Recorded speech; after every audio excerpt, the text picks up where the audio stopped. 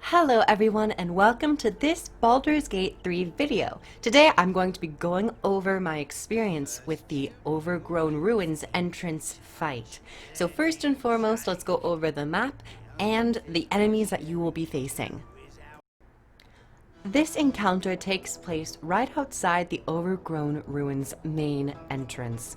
The categorical main entrance. No lockpicking ways, no going through other routes or doors, the main standard route. One thing I'd like to say is that before you encounter this area, I highly recommend collecting a full squad of heroes to help you, and a full squad of companions. Because I did try to go over here with only 2 individuals, and I was rickety wrecked. So, it's definitely an early fight, but you still need a full party. This being said, let's take a look at the map. This ruin is comprised of a central courtyard, 2 flanking staircases with 2 verandas, extra pathways, and then the central pathway with the main door entrance. Additionally, at the center of where the 2 staircases split off, the ground here is weakened, and there is a dangling rock above it, which you can actually interact with to shoot down to create a hole. This has some combat implications, but mostly provides another way for you to actually access the ruins. Towards the right, on the right staircase, there is a wizard. On the left, there is a rogue or a ranger, and then in the center, there is a fighter and another rogue or ranger. I actually didn't interact with them, but I will for future videos. So, let us talk about and analyze some of my footage on my very first, well, technically second encounter, but I consider it my first because I had a full party. I start off with my main character. I move into a better position to maybe close line of sight from the mage on the right. And additionally, I would just like to point out before this gets a little bit more and more into the fight, I actually forgot about the rock on the very top of these 2 individuals, which you can actually shoot with an arrow or perhaps a spell. I know arrows definitely work, and they will actually come crashing down and either harm or kill anybody underneath. Here would have been a great opportunity because there were 3 individuals. She moved in much closer to the center, so she might have fallen as well, but once again, I kind of took this fight to be much more serious without using any environmental factors. One thing is I forgot, also don't try to use minor illusion, it doesn't really do anything. I forgot about the environmental effect of vines and nature. So I end up getting snared here, or ensnared. So be very careful of any wildlife around or vines that might be glowing. This was one of my very first encounters with the ensnare effect, and the nature kind of fighting or being a part of the fight. It's a factor that people have to be aware of. Here with my wizard with Gale, I move over behind my cleric and I throw down some grease. I believe I do. Or do I try hitting?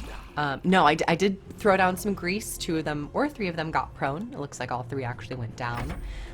The grease there is pretty nice in the fight if you're not actually going to be shooting the rock. However, it can be a little tricky going around the grease when the fight is finished, so just keep that in mind. In this fight, I still had Shadow Heart, and I threw a guiding bolt. I don't know if I actually hit anybody or if I just did a little bit of damage. There's something underneath here. I thought I could interact with There's it, something underneath here. and but sadly, I already had my action taken up with that guiding bolt. I decided to Shield of Faith here just because I put myself into melee range and they might get up and start wailing on my team. The other rogue or ranger on the left moves into position to start shooting arrows at Gale. Thankfully he misses, and next I am just going to start dealing some damage. I really mess up here, and I think I tried guiding bolt. I think I tried to hit the rock or the fragile flooring with guiding bolts, or do I actually like really think about it and not do it? It's been some time since I've seen this fight, so let's just see what I do. This is as much of a learning experience for you as it is for me, just watching it back. I don't know what I'm planning here. I think I'm like, oh, can I cure his ensnare? I don't have any effect cures at this point. I just have basic healing, cure wounds, and healing word. And I think I have preserve life at this time. Or aid. I'm not exactly sure which spell it is that will cure conditions and effects. I decided to give Gale some guidance to improve his throws.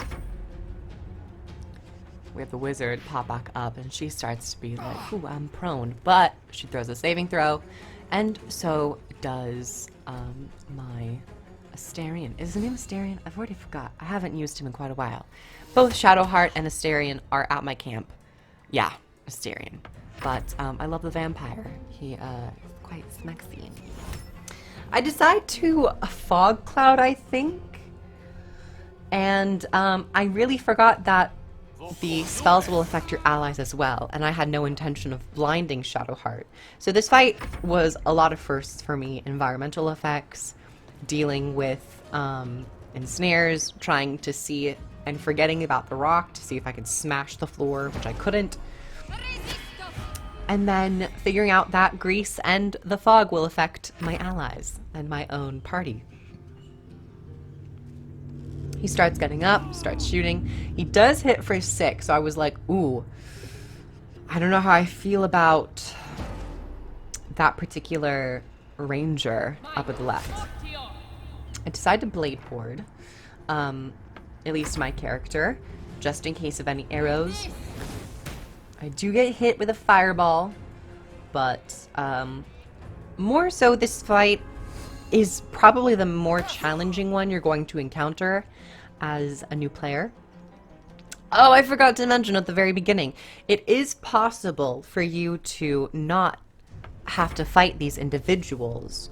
I believe I saw one where you, where the individual I was watching successfully managed to let them leave and escape and convince them. In this situation, I was unable to do so. And I was very thankful though, because I got some more experience. And you know, level ups are always great. It's nice leveling up in this game, even if max level right now is only level 4. So I think I decide to blast him with inflict wounds. I hope I did. Wow, I haven't used Shadowheart in so long. I really hope I did inflict wounds, because inflict wounds is a really strong ability. It's a lot of fun to use. And I actually one-shot him. Yeah, I remember that being very satisfying. Asterion dodges, and then we kept getting bombarded. Thankfully, the range, he might have advantage on height, that ranger, but he still is missing, which I'm very thankful for. Do I get out of the fire? No. I think she's... Was that an Eldritch Blast? I'm not too sure. Looked like a basic cantrip. I think I tried to apply some basic poison and start stabbing. But at this point, once you get one of them down, and then I got a lucky crit, killed that one as well. In this fight, if you have, mostly in Baldur's Gate, if you have strength in numbers, you can feel more comfortable in terms of you have a greater chance of actually succeeding and winning in the fight. There might be times where even your own attack throws and your own attack percentage might be really low, and you keep missing. And in that case, it starts to get a little heated and worrisome, because you're like, am I actually going to win this fight? Because I'm not landing any of my attacks. And if the other individuals or enemies start landing their attacks, it gets to be very jarring. I don't know why I thought that was going to be doing anything, but I don't think Minor Illusion or Illusion in general is a combat tool. I think it's more so a out-of-combat tool to distract individuals so you can sneak by. I don't know why I was just wasting turns, but at that point I didn't really know. Thankfully my Ray of Frost got enough damage. I got a good roll on that die, and Ray of Frost said, let me take him out for you. This is mostly the fight.